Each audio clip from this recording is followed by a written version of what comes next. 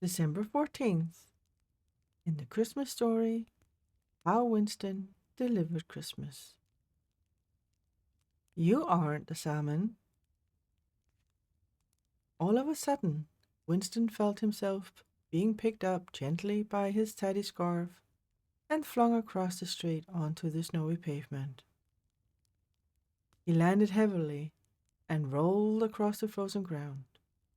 He just lay on the floor panting and willing his heart to stop thumping like a big bass drum. Without opening his eyes, he patted himself down with his paws. He didn't feel as flat as a pancake, so what had happened? He took a deep breath, opened his eyes, and nearly fainted. Standing over him, with her face very close to his own, was a large, fluffy white cat. He panicked, squeaked an alarm, and scrabbled backwards as quickly as he could, keeping his eyes on the feline friend who was glaring at him. But instead of pouncing on him, the cat suddenly plunked herself down and lazily licked a paw. Darling, do come away from the edge of that road, she drawled. I'm not going to rescue you again.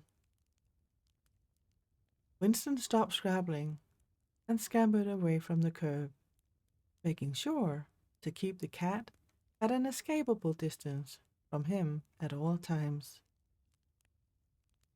You rescued me? Stammered Winston. The cat stopped grooming herself and looked at Winston. Of course, she purred. You were about to be squished flat under the wheels of one of those cars. Very careless of you, I must say.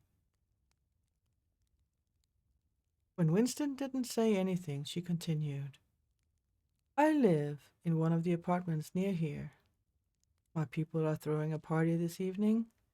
Lots of nice party food and lovely music. But it got rather stuffy in there, so I nipped out for some air. That's when I saw you from the other side of the road and could just tell that you were about to get hit by one of those dreadful vehicles. Someone needed to help you because you weren't helping yourself. And now you're going to eat me?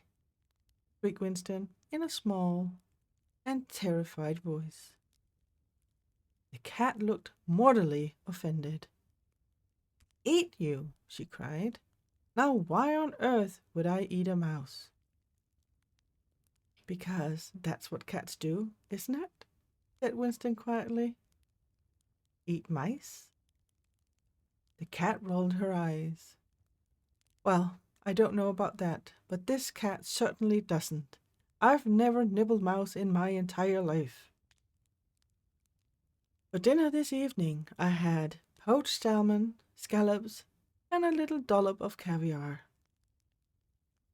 I also had some of the canapes that were there being handed around at the party. It was all rather delicious. Far more tasty than a grubby mouse, I should think. She licked her lips at the thought of those delicious nibbles she'd helped herself to from the trays laid out in the kitchen at home.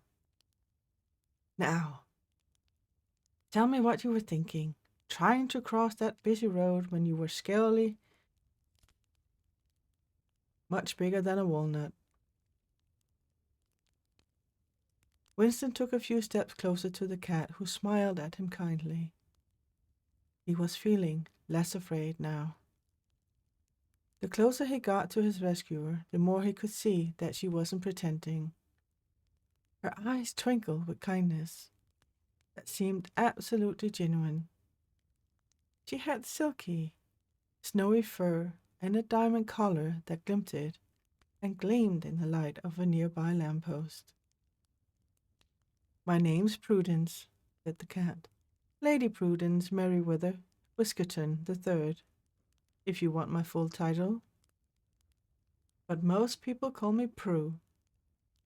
She eyed Winston with his grubby fur and tidy scarf.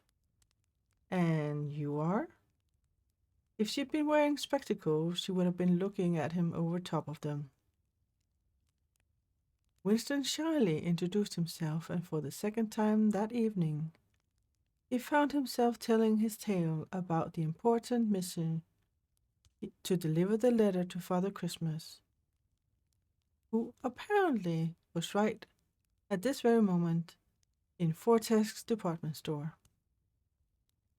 But now I've lost the letter, he said, sighing. So whoever wrote it isn't going to have a very happy Christmas at all. And it'll all be my fault. Prue listened to Winston. Then she looked around, squinting as she peered across the street. I say, she said, that wouldn't be it over there, would it? Stuck to that traffic light? Winston had to stand on tiptoes to see where Prue was pointing. Couldn't believe it. There was the letter, still stuck exactly where it had been all along.